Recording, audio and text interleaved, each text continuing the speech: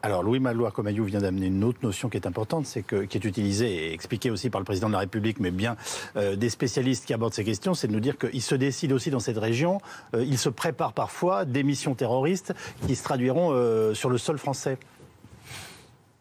Oui. Ouais.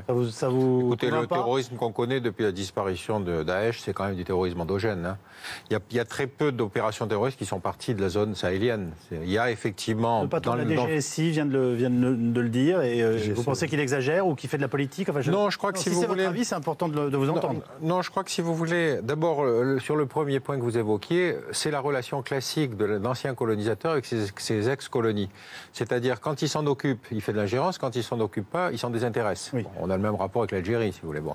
Donc, dès que les Français font quelque chose, effectivement, il y a toujours une accusation de néocolonialisme. J'entends bien. Deuxième remarque qu'il faut quand même garder à l'esprit, c'est que la France, comme ancienne puissance coloniale, est la seule à avoir mis en place, au moment des indépendances, une mission militaire de coopération. Il n'y a rien d'équivalent en Grande-Bretagne, il n'y a rien d'équivalent chez d'autres pays coloniaux. C'est-à-dire que la composante militaire est restée un élément important de la politique africaine de la France, et elle était rattachée à l'Élysée en plus, rappelez-vous.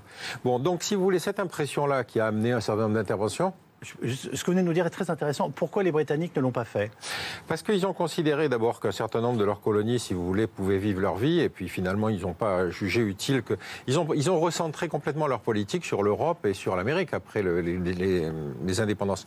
Ils n'ont jamais fait de mission militaire pour aller s'occuper de ce qui se passait en Inde, ni de ce qui se passait au Ghana ou dans des pays comme ça. Donc, ça a été une tradition française, gaulienne, dont on a hérité. Tous les présidents s'en sont... Une tradition de puissance, enfin d'affirmation? C'est une tradition de puissance avec l'idée du précaré. C'est-à-dire que ça a assuré des voix à l'ONU, etc., etc. D'accord. Mais enfin, on en est quand même, au bout du compte, à un certain nombre d'interventions militaires qui n'ont pas toutes été couronnées de succès. Moi, je vous en cite un exemple. Un jour, j'étais à l'époque à la délégation aux affaires stratégiques, le cabinet nous pose une question sur comment résoudre la crise tchadienne. Oui. Et ça devait être en 1995. On a retourné la question en disant pourquoi, depuis 30 ans, nous ne cessons de résoudre la crise tchadienne. Oui, il fallait renverser complètement la problématique. C'est-à-dire qu'on avait une dynamique de crise. L'état normal du Tchad, c'était la crise. Oui. Et qu'on pensait qu'à chaque fois, en envoyant du militaire, on allait résoudre la crise. Et là, on est face au même problème. Le découpage géopolitique, si on a commencé au Mali et qu'on termine sur l'ensemble du Sahel, c'est qu'il y a une problématique géopolitique qui est la même. Générale et régionale. Voilà. Et si vous voulez, elle part d'une idée très simple qui date de la colonisation, c'est-à-dire qu'on a fait du découpage vertical réunissant des anciens tribus réservoirs à esclaves, des anciens royaumes esclavagistes et des anciens trafiquants d'esclaves qui sont les Touaregs. Et faire vivre ensemble, si vous voulez, des gens qui ont ces traditions aussi différentes, ça vous fait une insurrection Touareg qui n'a cessé, par exemple, de ponctuer la vie politique du Mali. Donc on est sur des logiques de crise.